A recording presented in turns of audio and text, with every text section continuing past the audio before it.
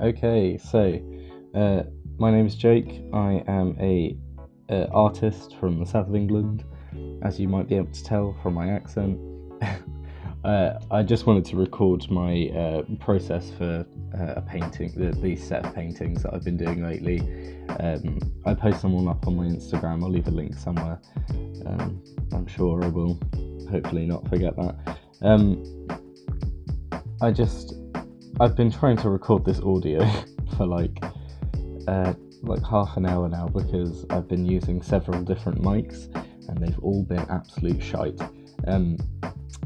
Here you can just sort of see I'm just measuring out some paper and cutting it up to the size that I want to do. I'm using I can't remember what paper it's like. It's 50% cotton. It's not the best. It's alright. It's quite thick though.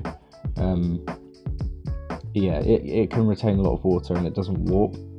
As you can see, I'm about to start the sketch process now. The sketching wise, I mean the whole point of these paintings or illustrations, whatever you want to call them, is that I can paint and sketch and draw, and there'll be zero pressure on getting it looking like someone. Because I mean, not that I don't struggle with likeness when I'm doing a drawing of someone or a portrait. There's always some little bit wrong and it throws me off completely and it really frustrates me. So these aren't supposed to look like anyone in specific, and they're not pretty people, so there's no pressure to I basically can't really make any mistakes with the sketch, the ink or the paint. It's just, it all adds to the effect of the painting. I just quite enjoy doing them. They're quite meditative.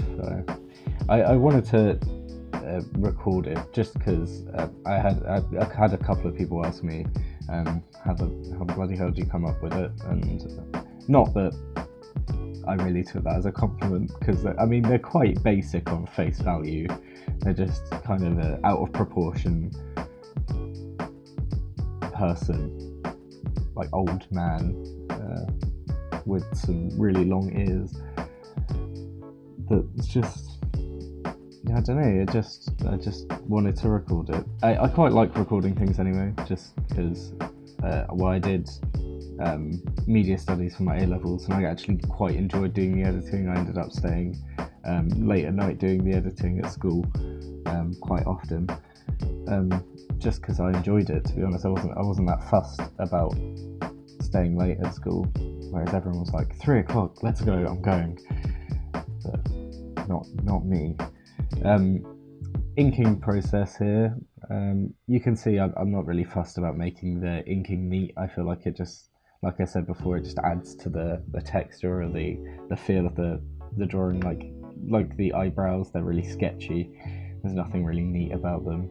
I mean, with inking, there's loads of different ways you can do it, and some people think that the inking has to be super neat, and that's generally what I see on YouTube, all the people that are doing inking tutorials and stuff like that. And all it is really is, the more you draw with your pen, the more you'll get to know it, and you'll be able to understand how to use its pressure. So there's no amount of Jake Parker can't tell you how to use your pen. You have to learn that yourself.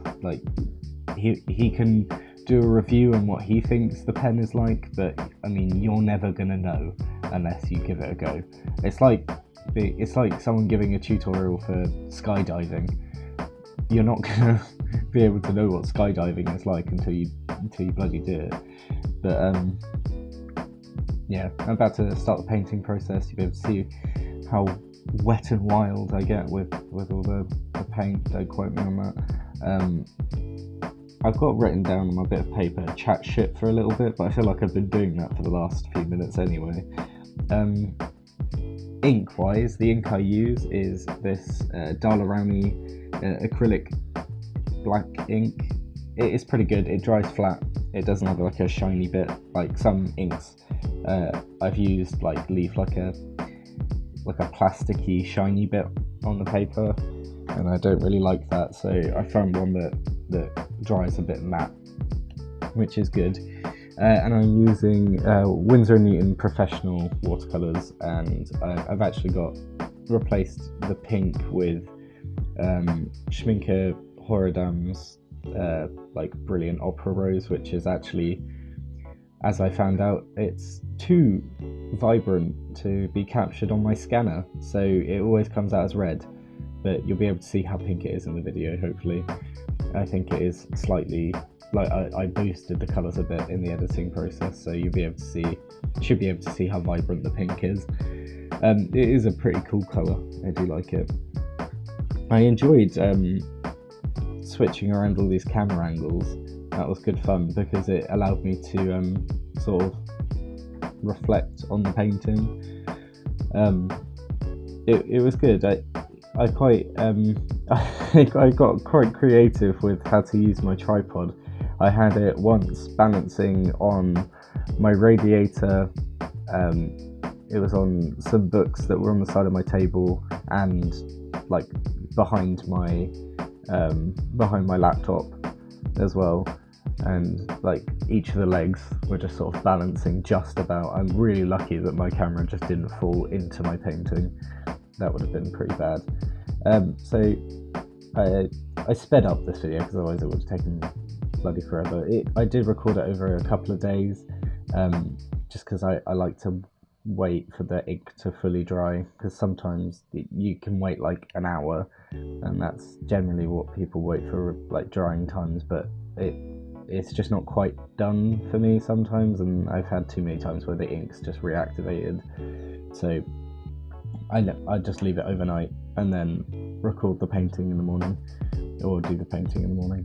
I did this shot here that you can see now, just because I wanted to show my workstation and how messy it is, but this is just how I do it. You can see like my position here.